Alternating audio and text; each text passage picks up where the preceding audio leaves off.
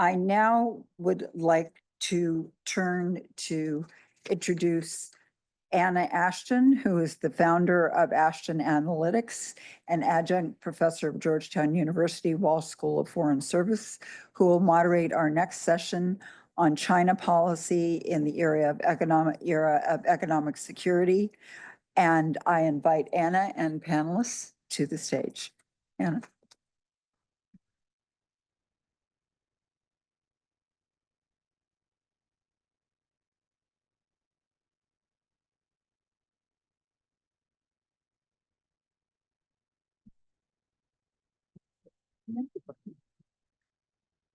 Hi, everyone. So I see a lot of familiar faces. So we're going to discuss the China situation on this panel. And we have, we're short one panelist because of a last minute emergency, but Peter Harrell, non-resident fellow at the Carnegie Endowment for International Peace and the American Statecraft Program, and Emily Benson, head of strategy at Minerva Technology Futures, are both with us today. And I thought I would kick it off with a question for you, Peter, which is, besides tariffs, the White House has dramatically ramped up pressure on China through visas, export controls, other things. How would you describe the current state of bilateral relations?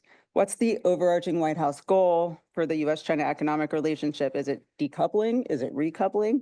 They're at the table right now, so it's a little confusing. Yeah, well, so I should begin by thanking CSI and Casey and Christine for hosting this. I mean, it's just a great day. And I should also say, I feel a little funny answering this question in front of a number of current U.S. government officials. And I feel like you guys should just, text Ambassador Greer, how's the relationship going, and see what he writes back, what writes back, because we might, of course, get some developments out of London over the next, coming hours or day or so. But I think regardless of where the discussions yesterday, today, maybe they'll continue in tomorrow, go.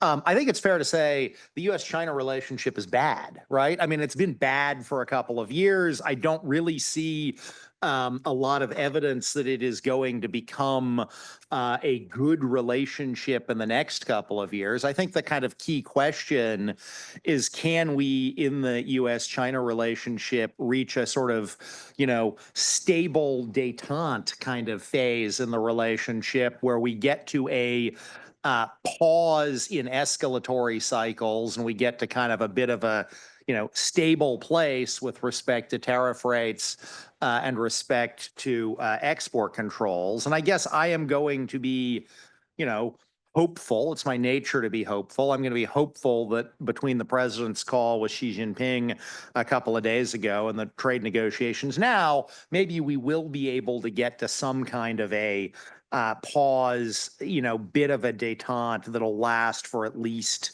some period of months or a year. And I think that would be a good outcome. That doesn't mean we won't see additional export controls, doesn't mean we won't see, sniping back and forth, but maybe we can get past some of the worst of the Chinese retaliation, get rates to stabilize, tariff rates to stabilize at a level that doesn't result in, the kind of precipitous drop we saw in the data a month or so, of the last month or so before the temporary truce, but where, imports have plunged by whatever it is, 40%, I think, off of what they are. And we're going to be looking at an embargo. So I'm going to be cautiously optimistic on that. I actually think it is a good thing that the administration has brought the export, and I think it is a necessary condition to reaching that level of stability, that the administration has decided to bring together the trade discussions and the export control discussions. That's not to say that I think or hope that the Trump administration backs off on some of the semiconductor export controls or things like that. But the reality is, you're not going to see stability in this relationship as long as the Chinese think that the US isn't willing to talk about the export controls, which is one of the things that matters most to them. So I think that from the Chinese side, for them to see a sense of stability and get to a sense of stability in the relationship, they need to see that there's going to be some talking on the export controls. Again, that doesn't mean they'll necessarily get massively rolled back, though I kind of suspect the stuff we've seen over the last couple of weeks with the ethane, maybe some of the EDA software, some of that stuff might get rolled back. Doesn't mean I think the big ticket export controls get walked back, but putting them in the talks does mean maybe we'll have a foundation for the kind of talks that can lead to a bit of a stable detente in the relationship, even though I think it's going to continue to be bad for the foreseeable future. That's a really good point. I mean, I definitely agree with you that from the Chinese perspective, the talks offer a much more substantive opportunity if export controls can at least be broached, even if there's no result from that in this round of negotiations. And so I too am hopeful that there's going to be some progress this week and in the future.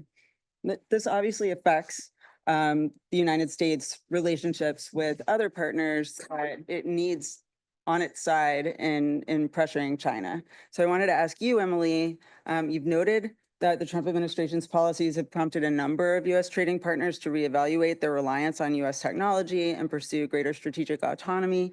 How would you describe the climate between the U.S. and longtime allies heading into the G7 next week? Yeah, well, thank you to CSI and to Casey in particular for putting in so much work to make this round a success. Peter and I were actually here on the same panel last year, so it's a real pleasure to be back. But I will also borrow from Peter and say things are also pretty bad. Things are not good, not on the right track. I think there is one exception which could possibly yield some results, and that's the upcoming G7. I've heard from people close to the president that the president is very keen on attending. He's been a longtime fan of the G7. I think the Japanese in particular are very hopeful that they can reach at least some sort of implicit agreement about next steps forward. Whether or not that will produce some sort of binding and enforceable agreement, of course, remains to be seen. And there, I think it's worth noting that there are certainly lessons learned from the UK. The UK arrangement with the US looked very good at first glance. It was fairly quick to conclude. I think it was seen as an early victory, an early harvest for negotiators on both sides. And that in turn, I think, led to some favorable points towards arrangements instead of binding and enforceable agreements. With the latest tariff hike on steel and aluminum that's moving the UK from a 0 rate to a 25% rate, I think that in turn will put some pressure on other negotiators like the Japanese and the Koreans to push for more binding and enforceable agreements. That in turn could slow down negotiations, especially heading into mid-July when we see the expiration of the reciprocal tariff rate pause. I think another block, of course, that is really worth delving into is the European Union, which is increasingly collateral damage in the US-China showdown. If you look at the inability of European and American firms to get licenses out of China, last week, China was processing 100,000 export licenses. They have 40 staff members and they have 2 sub-teams with 4 to 5 people per team. And I'm sure we've all collectively in DC heard the perennial complaint about understaffing and under-resourcing at BIS. BIS has about 400 people, and obviously that's split between policy teams and the enforcement folks. But really, China is encountering some organic problems that are resulting from a bureaucratic backlog. That in turn has led to closures in places like Germany, and MOFCOM has indicated that it would create a sort of green light pathway for certain goods going to Europe. This in turn is indicative of a broader charm offensive to try to get Brussels to pivot more closely towards Beijing. So far, it doesn't sound like that's really working, and that in turn relates to one fundamental question, which is why are we really here in the first place? And although it seems like decades ago, COVID is not that long ago, and we had to contend in a very real way with what a complete stoppage of inputs meant for supply chains. And I think Europe shares that in common with the United States, which is if you do not have any domestic production capacity, that in turn means you're inherently vulnerable in some way in the event that you cannot obtain those critical items. And we're seeing that play out very much in the tech space, which we tend to think of as particles up in the cloud that is somehow intangible. But in reality, we are very much dependent on physical items transiting the world. And so we'll have to see what comes out in the next couple of weeks. But it certainly wouldn't hurt to get a little more certainty injected into the global economy from London today. This next question is kind of for both of you, but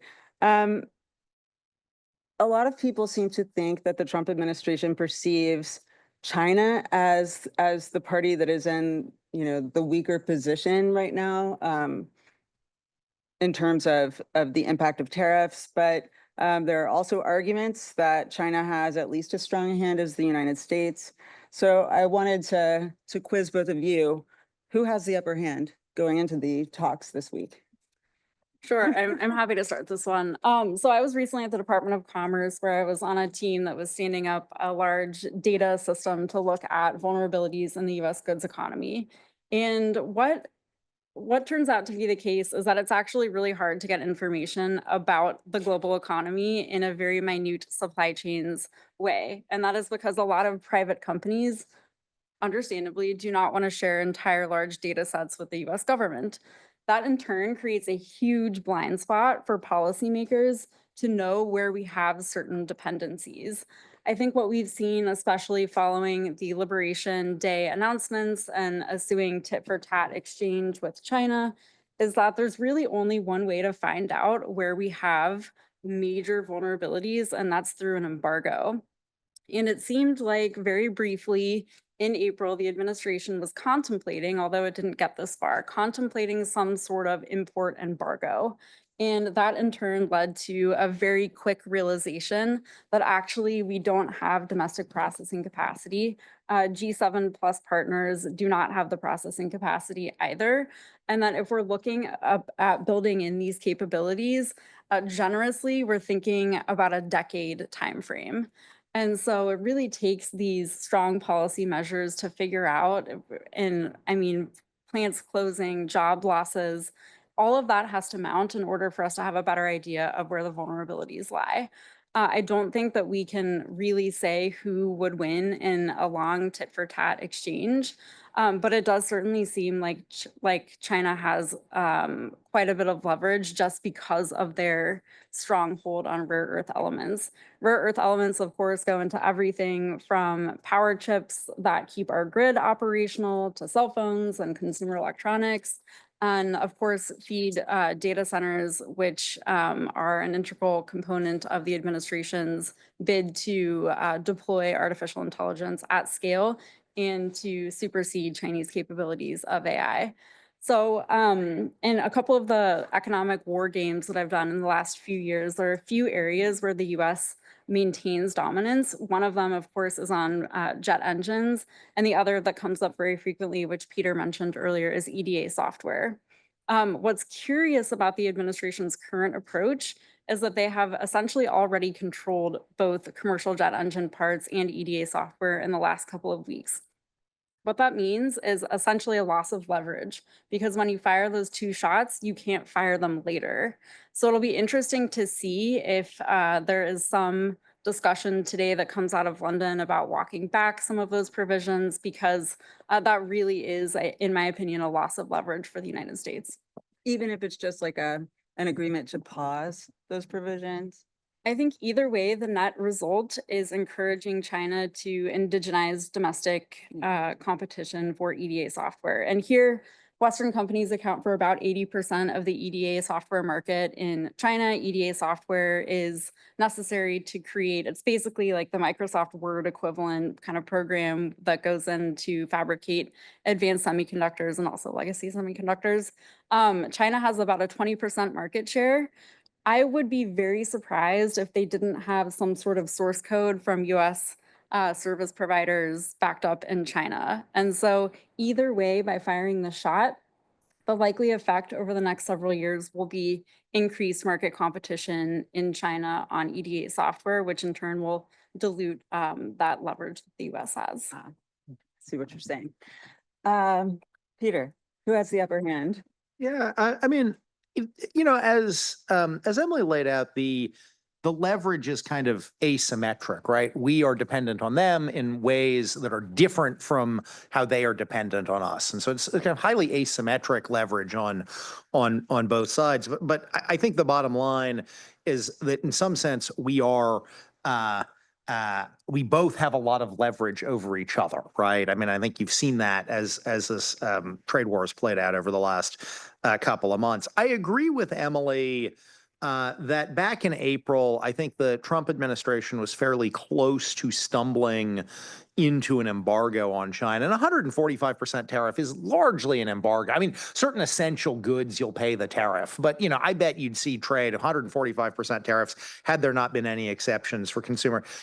Between demand destruction and third country offshoring and onshoring, I bet you would have seen an 80 to 90% decline in trade volumes this year. I mean, that's largely going to eliminate trade. And I think what the Trump administration realized was between the adverse effects that was going to have here because we weren't ready to embargo Chinese goods.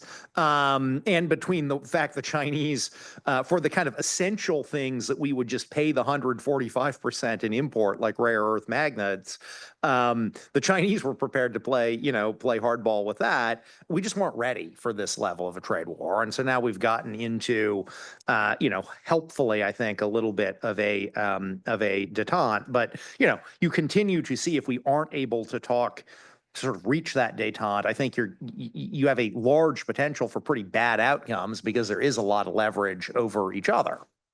Now, I do think that over the next couple of years, you're going to see a relative decline in leverage that the U.S. has over China because we've seen the Chinese over the last couple of years. And I think that, each event the U.S. does is going to increase the Chinese both will and desire to reduce their dependency. So I think you are going to see, they're going to be investing even more in EDA software than they already were and things like that. So I think you are going to see a diminution in U.S. leverage over China. Obviously, they don't have another ready export market for the volume we take, but in terms of the sort of critical things for them, I think you're going to see them reduce our leverage over them.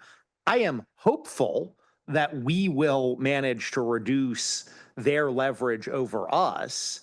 Though I have to be honest, I think there's some open questions about that. I mean, I look back on my time in the Biden administration, and I think the only element of industrial policy that we did successfully was the CHIPS Act.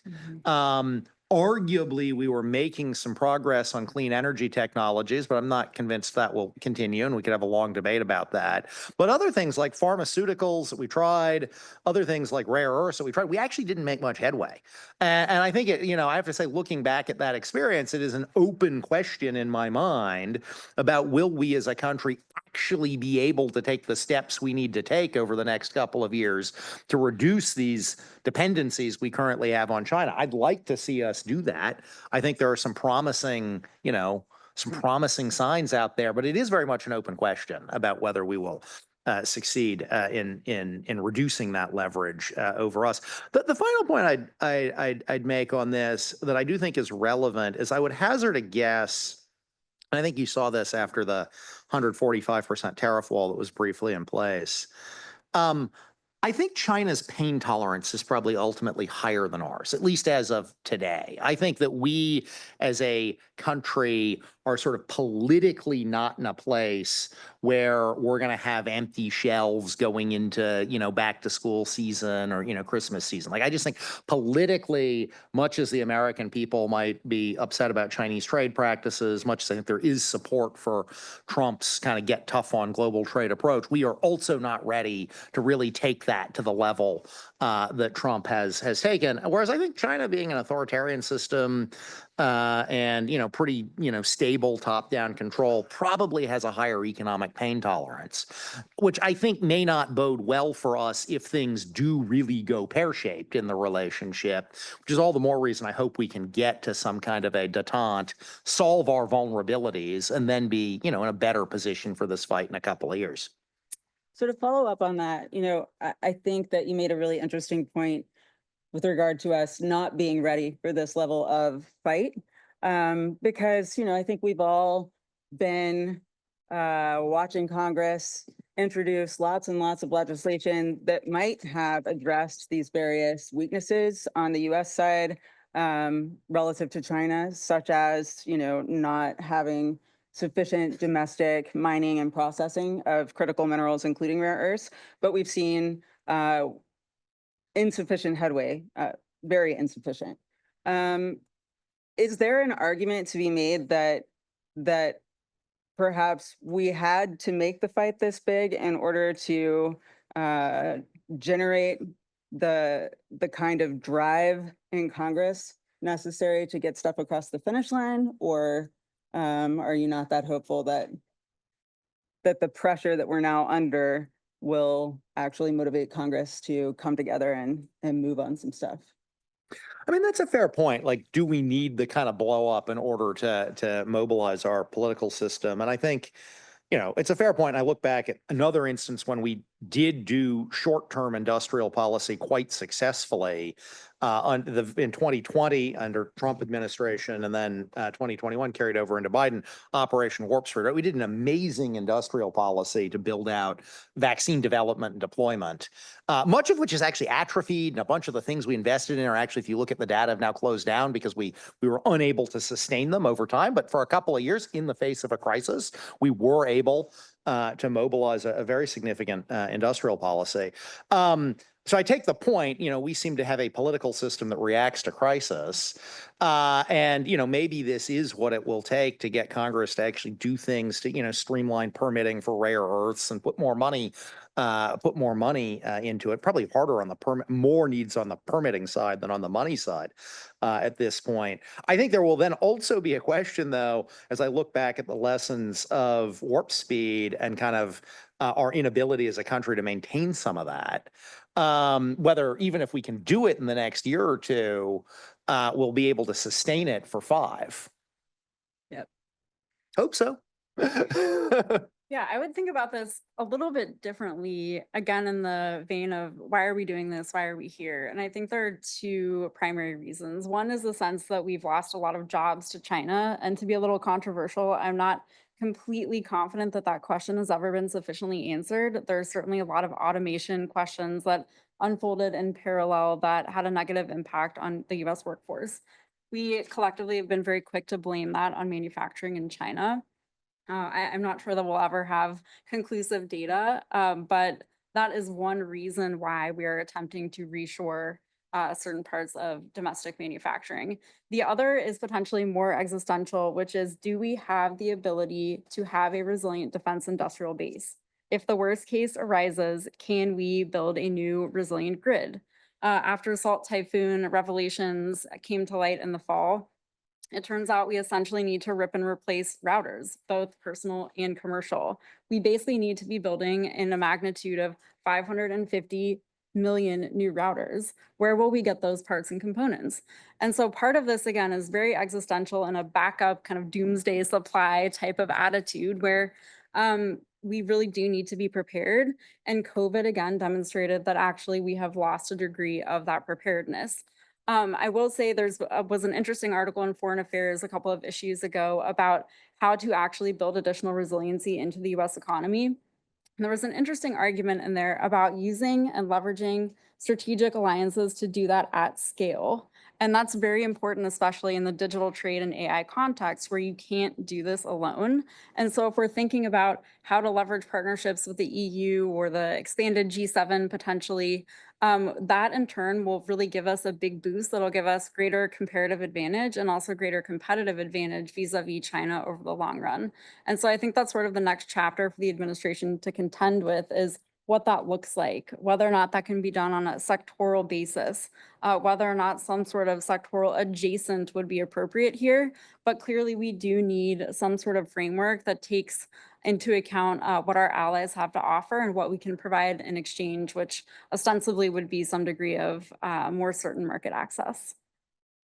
I have a question for both of you to sort of wrap things up, and then I would invite you to make any final comments that you think are appropriate. But, you know, when looking at where we are right now with the rare earths export controls sort of standoff, it seems like both countries have effectively used export controls or export policies to bring the other to the table. And that has expedited talks that I think few people expected to happen quite so fast. On the Chinese side, there's been a real desire to engage in, you know, diplomacy with the EU and win over some of the allies that the Biden administration was so intent on courting because of the fact that they're angry at the United States over its tariff policy too. But is the export licensing regime that affects rare earths possibly alienating them and giving the US an opportunity to leverage? Well, I think we see the same problem playing out in the European Union's bid to essentially create an autonomous AI system. And the idea here is that, oh my gosh, we're caught in between these giant factions of the global economy where tension is increasing. We should do things in a more independent manner. Practically, that's very challenging to build out data center capacity, to build out mining and processing facilities. Peter alluded to pharmaceuticals earlier, and I did a study when I was at CSIS, and the average kind of normal flu vaccine facility costs $1 billion to build and takes 4 to 6 years. And so if you're trying to think about that at scale, there are some very practical impediments to being able to build in that level of autonomy, which again goes back to the need to come up with some sort of cooperative framework to build resiliency without completely abandoning each other as partners. So I think there clearly should be an opportunity for the U.S. to capitalize on here. But I think in order for us to capitalize on that opportunity, sort of showing China is a unreliable provider of, you know, these critical goods, and thus you, Europe, you, Japan should join with us in developing resilience. We, of course, also need to show ourselves to be reliable. And I have to pick on Microsoft just because I see them right in front of me. But, you know, I know back in April, Microsoft had to felt compelled, I gather. I have no idea. You should speak for yourself. But I would note as an observer, put out a public statement saying, you know, making commitments to Europe that would include suing the U.S. government if the U.S. government were to try to shut off, you know, U.S. provided cloud in Europe, which suggests that there's at least some concern by companies around the table when you talk to your European customers that they aren't sure about the reliability of the U.S. government. Now, I actually think there's an opportunity for these trade negotiations where, you know, what we see in these trade negotiations the Trump administration has, not with China, but with, you know, the European Union, with Switzerland, with Japan, you know, I see in the press and foreign government tells me there's economic security chapters that are in there. And I think that some of these economic security chapters probably have things like, you know, we want cooperation on export controls, and we want, you know, no Chinese investment in, you know, whatever critical sector, that kind of thing. I think the U.S. and our trade partners should also view these as an opportunity in economic security chapters in these trade agreements to make some commitments on the reliability of the U.S. side, right? The U.S. could commit, we're not going to shut off these kinds of things, you know, to you in Europe. Maybe put some parameters on that, and you have, you know, usual sorts of except. But I think we could be using this to provide some reassurance as well as the things that we want from the forums. Any final thoughts quickly before we wrap up? I think there are a lot of other things that we could talk about, but we're at time. Well, I will uncharacteristically end on an optimistic note. Okay. I'm reading the new Ed Luce biography of Brzezinski, which is so good. Highly recommend. And it's just a reminder that we've been through really, really challenging times as a country and international partnerships before. And a lot of people have risen to the occasion, and we've gotten out okay. So I think that's hopefully where things will take us on the road ahead. I like it. More optimism in DC is a good thing. Let's just leave it there. Okay.